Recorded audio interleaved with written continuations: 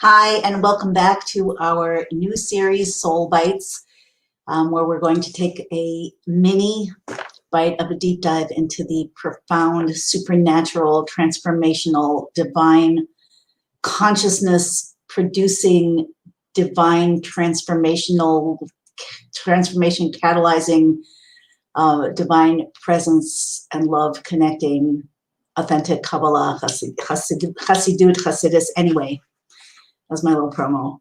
We're going to go into the next little tiny section of this book, of one of the two deep discourses in this book, known as Shar HaYichud, the Gate of Divine Unification, Gate of Unification literally, but it's divine unification.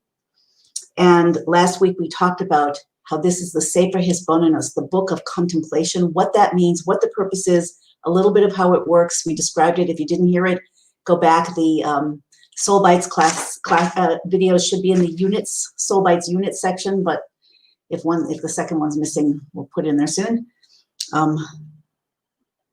Anyway, we talked about how Hisbonenus, how in order to transform the mind, the left brain, as I said last week, gives you your take, your experience of reality. In other words, whatever is, we come in preloaded with past life experiences, with our wiring, with the human tendencies, how we look at things. We're physicalized, we're identity driven. So all of the things about us, we have that little voice, and then we have our experiences were brought up, which we internalize, which we interpret to give us more and more of a well-rounded, so to speak, very real seeming lens upon which we build our experience of the world, or through which we experience and interpret our experience of the world. It's not reality. It's just a lens. It's one of the effects of the eating from the tree of knowledge of good and evil. In the original Garden of Eden story, that's when the little voice got activated. That's when everybody, when there was a fallen consciousness. And from then on, every human being, all of whom were sparks or cells in that cosmic body of the original Adam, the primordial man. So every human being and every human experience is imprinted with this slice of consciousness that's not really real. This lens and this filter, which is why you can see, they've done studies on this, that you'll have a bunch of people who have all witnessed, let's say, God forbid, a car accident, or an argument, or any kind of transaction, and you'll find that almost everybody has a different story. How is this possible? Even if they're all telling the truth, because we each have a lens, we each have a filter through which we look at, through which we experience and interpret the world. So there are real events that are happening, at least in a certain level, and as real as it gets here. And yet those events turn into human experience through a filter which is not accurate, and through which each of us interprets completely differently, or at least partially differently. So Hisbonenus, contemplation, divine contemplation, especially through Shar HaYichud, which is the text that is designed to facilitate this. It begins to replace the distorted lens of the left brain with a clearer and clearer, more and more expanded lens, which is founded on more real vision. How does it do that? It gives us a connection to and insights into and downloads into our brain, ultimately our left brain, and even our heart, more truth, more accurate divine consciousness, more accurate, the more accurate version, a more accurate vision of the world as it actually was created to be. I hope this is clear. It was a lot of words, but okay. So last week we talked about how Hisbonenus, which includes the word Bina, which refers to the left brain, the power of the soul, which is enclosed in the left brain. Every power of your soul has a particular vessel in your body. And if that vessel is somehow damaged, or God forbid, or, let's say the blood, your circulation is stopped when you sleep on your hand. So use that benign example. Your power of grasping is embedded and clothed in your hands. So then that soul power will not be able to express itself. Your eyes are closed. Your soul's power of vision, which is all inclusive, it's a part of your soul. It's not limited to the eye on the soul level, but once the soul comes into the body, it has to have a vessel through which to express. So if your eyes are closed, your soul won't be able to see through your eyes. And we have all kinds of reports of the souls leaving, near-death experiences or whatever, where people experience their soul sort of leaving their body, some aspect, some level of their soul leaving their body, hovering above. And even if they're medically reported accounts, as well as many, many, hundreds, maybe thousands of anecdotal personal accounts, people who were, flatlined even. At least there's one that I heard where a person was flatlined, where people's hearts have stopped, where, people are in a coma for sure, where their soul rises up and then starts wandering around and sees and hears everything. So it's only when the soul is in the body that it's distributed through the organs of the body in this way and limited in this way, but there's a totally profound and powerful divine purpose to that. In any case, we from within the body, our purpose, if you're here now, you have a purpose. You have an individual purpose, you have a general purpose, connect your individual piece of the general purpose, and in the general sense of things, you're meant to transform your consciousness and your emotions and your actions to align with the divine vision. In other words, you're supposed to, through the challenges and opportunities of your life, you are here to reveal God and to reveal truth, and both in your actions and on an even deeper level in your awareness and how you see. So enough of my explanation. This is supposed to be in the text. So we're on line 6, and we're just going to start that His Bonus allows you to stand strongly on a topic, on an idea, to concentrate, to break in. It's not like a broad scan of knowledge, although you can learn very broadly. But each piece of knowledge is acquired through a strong stay, like it says, la mod al hadavar habe, to stand on the topic or on the idea or on the thing with a lot of time and a lot of effort, a lot of energy, to understand all of its parts, to see into it deeply. It's like a deep drill through different dimensions of reality till you get to a deeper core. Last week I talked about the bedrock experience I had at the cave of the Marat Machpelah, the cave of the patriarchs and matriarchs in Hebron. So, hu bechinas panimius bina. So what happens when you get through that process? You do that deep drilling in to the core, to the essence of a concept. I'm saying concepts because in His Bonus we're learning concepts. What concepts? First of all, we're learning as we are right now about how the soul comes into the body and encloses in the brain, and what the purpose is, and how you can develop divine consciousness within your physical body and your physical mind, that left brain, that lens on reality. But ultimately, it will apply to everything. Once you change your left brain, of course, your left brain is going to see everything in a divine way, in a supernatural, co-creative, God-charged way, soul-charged way. So I'll just be saying concept, but understand that when you do that transformation, it's a process, it's a deep process, but the ultimate transformation of the left brain through this divine process in the Sefer Hisbonenus, in the book of Hisbonenus, of contemplative meditation, transformational meditation, divine consciousness, the path to divine consciousness, so that your brain will change. It will become a clear lens through which your soul can experience truth and feed you back truth. And therefore, everything that you experience will now be divine. You will be living on another dimension.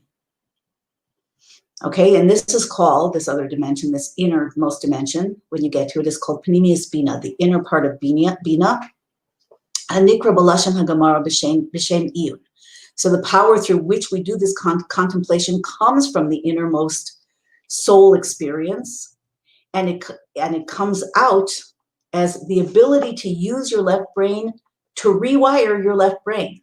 So one of the interesting things about the left brain is that it is the brain that mostly, or at least to a large degree, connects to the identity, the ego. Like the left brain is a categorizing brain. It's I like it, I don't like it. It's true, it's false. I agree, I disagree. It's this way, it's that way. I'm right, you're wrong. You're good, I'm bad. Whatever it is, that's how the left brain tends to, on its superficial level, it tends to interpret life, which is a little bit problematic, but also the divine design. So as you go, the left brain has the power through this quality called Iyun, I-Y-U-N, to actually engage with itself and constructively through this powerful path start to rewire itself, which is pretty powerful if you think about it. So that's because even though the left brain is the superficial, it connects the superficial physicalized identity and picture of the world, at its root, in its innermost core, that soul power that is enclosed in the left brain, Panemius Bina, or sometimes called Bina Liba, is actually the soul's core experience. So through the proper use, turning your left brain to rewire yourself, propelled by your innermost soul through the medium of divine consciousness from the blueprint of creation, what happens is you continuously strengthen and wire a more and more and more strong and wide and deep and effective aligned connection between the innermost part of your soul and your human experience. So back into the text. Again, this quality that you bring to bear when you do that is called iyun, again, I-Y-U-N. Kamosha Amar b'Masechtas Sukkah, ha-lamigras v'hi li'iyuni, perish hagirsa, hu rak habanas hadavar, sorry, Hebrew not my native language, so if it is yours, excuse mispronunciations. But anyway, iyun is also the deep contemplation. It's this idea of standing over the concept of a strong, strong gaze, of connecting on the deepest level, drilling deep and breaking through, as opposed to another form of learning, Torah learning, which is called girsa, which is to acquire a lot of information, to acquire a broad background. We tend to like to know a lot of things, or to know things in a lot of, to know a lot of things. We like to have, especially people who are intellectual, like to have a lot of knowledge, like to have a lot of facts at their fingertips, a lot of references, it's a good thing. It's a great thing, especially when it comes to Torah, but it's not iyun, because it's not about the superficial level. Iyun is about drilling into the deeper dimension, about drilling into the source, connecting to the source from which all knowledge and all creation comes. So this girsa, this broad learning, is Havanas Hadavar Bashkafa Rishona. It's just an understanding of things at first glance, a superficial understanding. Sholeches v'novas b'meherus bilti ikuv v'amada klal, that moves forward and flows quickly without any kind of delay or standing on a concept, like no deep looking. You're just learning. Like, I don't know, we all have different kinds of brains, but some of us have this is how my brain actually naturally works, that I acquire a lot of information quickly, not necessarily going so deeply, believe it or not. So when I used to take tests in school, I didn't always want to study in college, so I would read. The night before a test, I would cram, but I learned that instead of memorizing, which was like, I would read several books or several, articles on the topic. And then I would kind of synthesize all those different words and that perspective, and I would know enough to pass the test and get a good grade. That is not the best way to learn.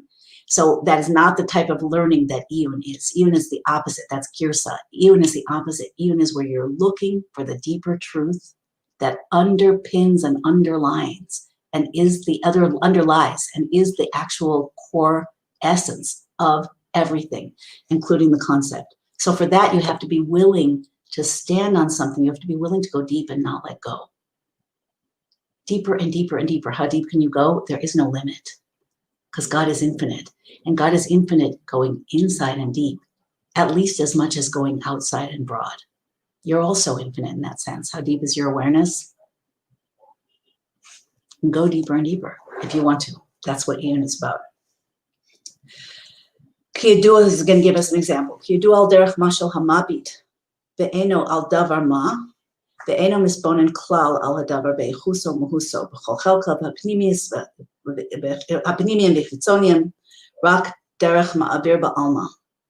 So you could look at a person, imagine a person is looking at something, whatever it is, and he's just glancing at it, and he gets this, if you'd ask him what landmark did we just pass, he might say, oh, it was an office building, but he doesn't have any idea, can't describe what color it was, how big it was, how many windows, anything about its qualities or parts, not internally, not externally, but just a passing glance.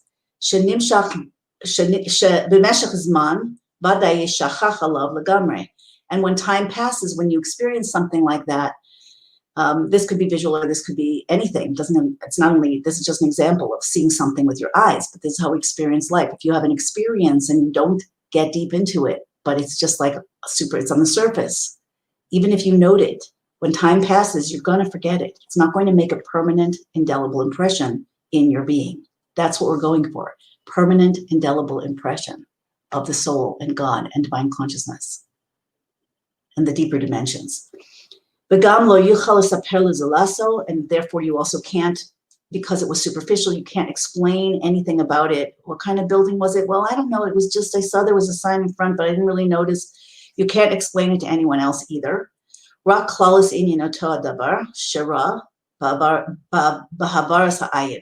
can only give over the little bit that you like saw in a passing glance. Below b'tibi'it ayin klal, not at all in a deep way. Okay, so the same, that's a physical example. But it works the same way when it comes to your consciousness. You can have a superficial connection to something with your consciousness, or you can have a deep connection, which means to have a deep connection, it's not just a feeling.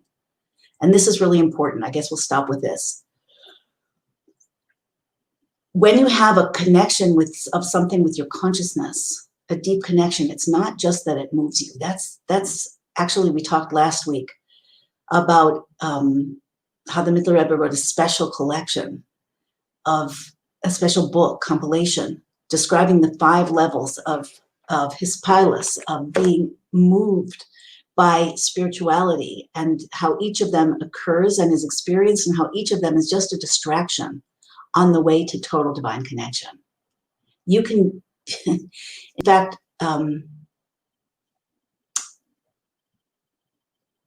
it's very possible for people who, I love meditation, but it's very easy for people who meditate and have experiences to get captivated by their ego and by those experiences. And that is the opposite of the core foundation of what it takes to be a vessel, a channel, a true partner for God, which is bittul, which is a complete openness and nullification of self and ego, and even perception on behalf of something higher. So here we're being told that it's not only doesn't only work like the example of looking at something physically with a surface glance, as opposed to really, really analyzing and understanding and going inside and looking back and looking, sometimes you see, if you've ever gone to an art museum, sometimes you'll wander through the rooms, the galleries, and you'll see occasionally there's somebody sitting with either with a little sketch pad, or they're just looking, and you can tell they're art students or artists, and they're analyzing the painting so that they can reproduce, so they can see every brush stroke, so they can see the light, so they can see the techniques, so they can see the nuances of color. So that's a physical example, and as we just touched on, to be continued next week, please God. So it applies to how your mind experiences things too. So when you have a deep experience, usually we call a deep experience, we define something as deep when it moves us emotionally. But that is not what it means here by deep.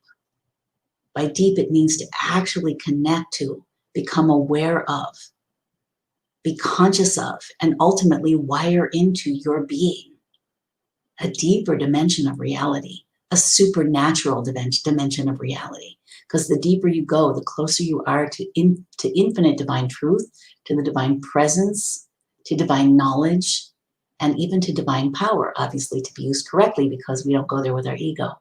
We go there with openness to do our mission and to hear God speaking to us for real, and to work on ourselves so that we can become aligned with all of that.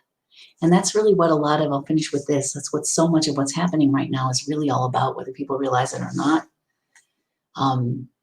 It's really to let go of our perceptions and the superficial things, which not only, we're wired for superficiality in a lot of ways, superficial consciousness, let's say, but we're also programmed into it by the powers that be, advertising, politics, pretty much everything.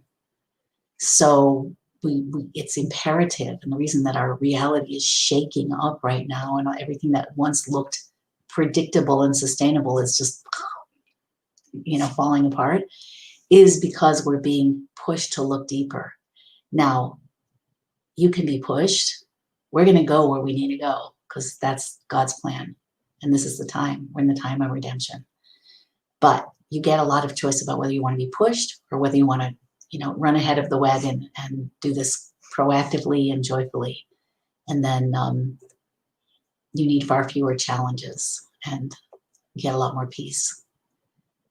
Okay, even miracles as you get deeper. All right, everybody. See you next time. Take care. Lots of love. Bye-bye.